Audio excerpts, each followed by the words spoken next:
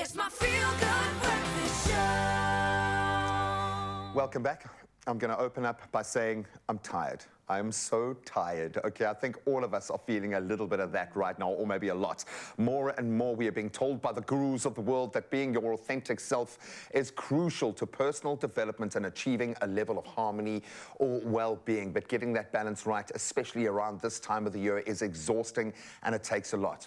Or is it? Maybe there's just some hacks that we need to tap into. And here to unpack this concept is a very good friend of our show and registered counsellor, Shenaaz Moos. Shenaaz, thank you so much.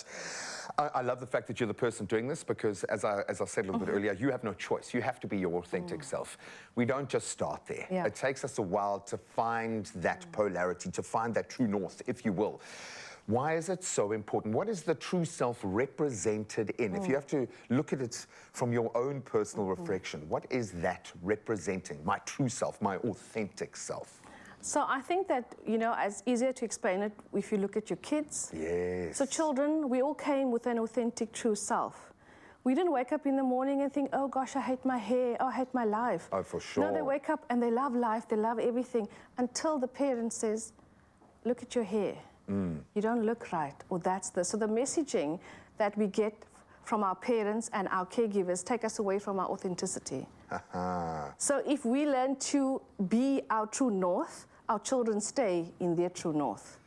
Easier said than done, my friend, because we are carrying a suitcase or two, or maybe a whole luggage set of baggage with us, and I've realized, and I knew you would have to bring this back to something that reflected on me as a parent. Critical parenting is something that I really struggle with, because I feel like it's my responsibility to make sure that they're going to be okay, otherwise life's going to eat them alive. They're children. It's not my baggage. It's not their baggage, certainly, from that respect. How do we get that right then? How do we stop transferring our notion of self or misgivings in that space to our children? I think that, you know, for my own personal journey, I went on a journey of self-discovery because, like I've been saying 100 times, I was an angry perfectionist. So that was just layers that were created, and layers that create over the self are not self. There might be a version of, and there will be a connection, but it's not you. So it's functional, it works in the world, you can do a job, you can be married, but in terms of feeling fulfilled and inner joy, you can never feel those things while you're living with a false self. That requires holding a mirror up, obviously, and not necessarily accepting the parts of yourself you don't like, but assimilating them. You've got to take ownership and responsibility for the whole self to be able to understand it. Hence why we need often spiritual guidance to understand the darker parts of ourselves and the light. The commentary and how we talk to ourselves, that inner dialogue, I would imagine makes a massive difference here, because that's how we shift ourselves into a positive mindset, but it can drag us down the other path. How important is that inner dialogue when we are having that conversation with ourselves? How important is that part of this dynamic? So I think that people who have healthy sense of selves have a positive inner dialogue. They have like a cheerleader that, you know, affirms them, encourages them, you know, like a best friend. But most people who have low sense of self, which is generally almost everyone, have the negative inner critic. But remember, as adults, you have this negative voice, but it wasn't born with you. Your parental critic becomes your inner critic when you're an adult. So if you have negative comments constantly from adults you care about, it becomes your adult inner critic one day. So it was given to you, and then you can realize, I don't need this crap anymore, and you need to do the work. Or throw it out the window, like a bad relationship, like with the burning pants and the TV, just throw it out the window. And I'm not saying this is our parents' fault, it's probably our parents' fault, because this is the way that these cycles work. So please don't, we're not painting anyone with that brush at all. We want to stop this though. So how does a positive notion, how do I turn this around as someone who's terrified that my kids are not going to be equipped to deal with a very critical, harsh world when they leave? I want them to be positive. I don't want them to be weak in that sense. So what does the right comment look like? How do I guide positively as opposed to breaking down with negative comments when I'm speaking to myself or my kids?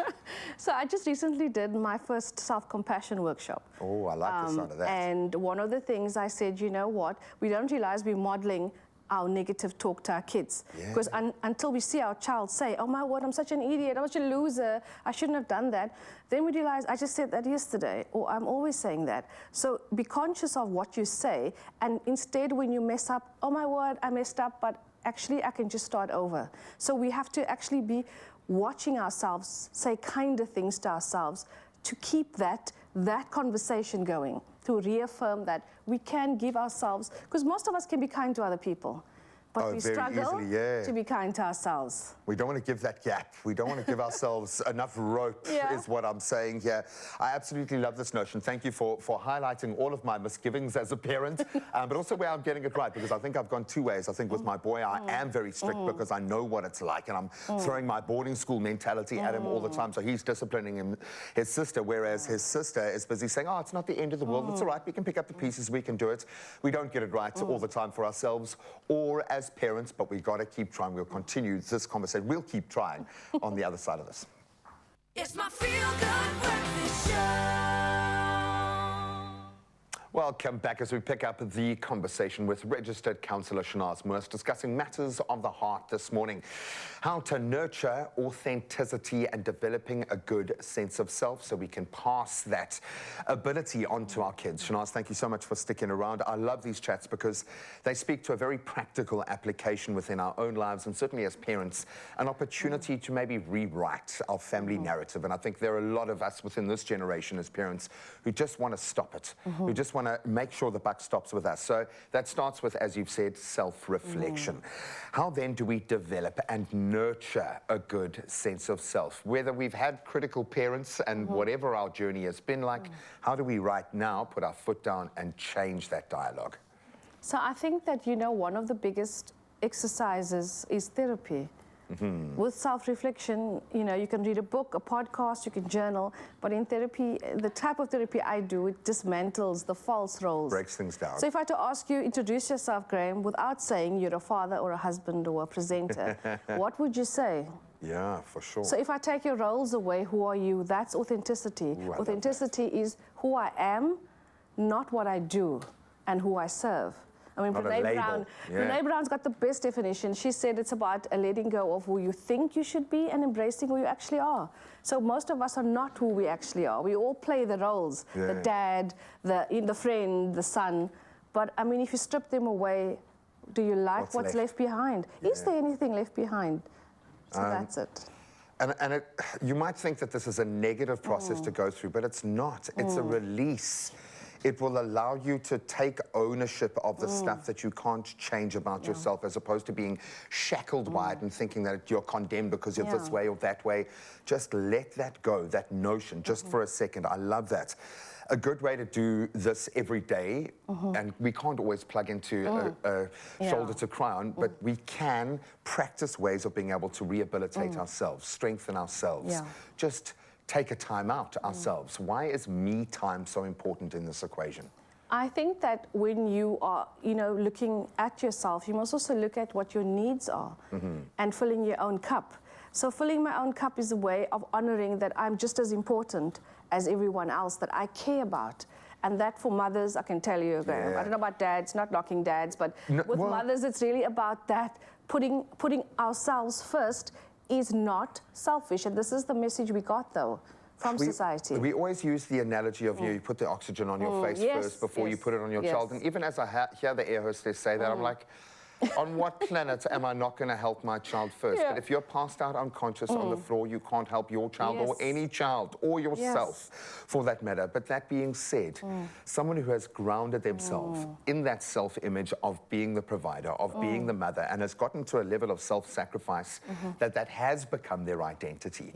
Because I think that's the only way that this can land, is if you're drawing validation out of that, if you're drawing strength and pride out of that.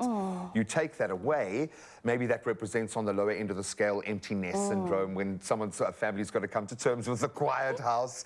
But it could be very extreme as well, where you are constantly re-traumatizing yourself. So how does that person let go? How do you, is therapy the only way that you can kind of break that down, or what is that inner dialogue? I think that therapy is one of the ways, but I think having a tribe, having people who support you, people who truly know you, you know, that when you can just be you. People who can call you. Yeah, and I think that we don't have that sense of community that we used to have, and interconnectedness and belonging. I mean, those are key facts of having a healthy sense of self. I know where I belong, I know where I fit in, and they value me, and valuing yourself. So how is it that most people don't feel good about themselves? They don't value themselves. Know that you, just because you're Graham, you're awesome.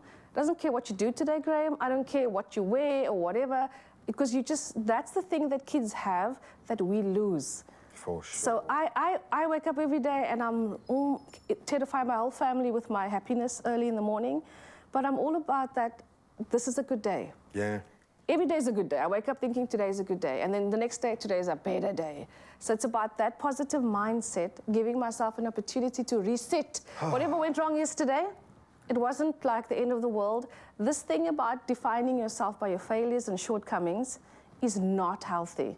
Looking at what can I learn from yesterday builds me up, and that's authenticity. I know my likes, my dislikes. I know what I'm good at, I know what I'm bad at, and I'm okay with all of it. You're taking ownership of it. Not caring what other people think. That's the learning for most people. Because that speaks to self-judgment. Yeah. Chances are, if there is something in another person, especially your child, triggering you, it's because it's highlighting something within your own space that you haven't assimilated, that you aren't authentically embracing. The good, the bad, and the ugly become as a package deal. But when you tap into this, the strength and power to be able to show your children, not tell them, not teach them, not panel beat them into the shape, but rather let them discover their authentic self. The beauty of that is, through that journey, you discover the best, absolutely the best parts of yourself. Thank you for finding your way back to your authentic self, helping the rest of us trying to find our way back to our authentic selves. The bottom line is it does start with that inner dialogue and how you speak to yourself. So go and have a nice, positive little chat right now. True.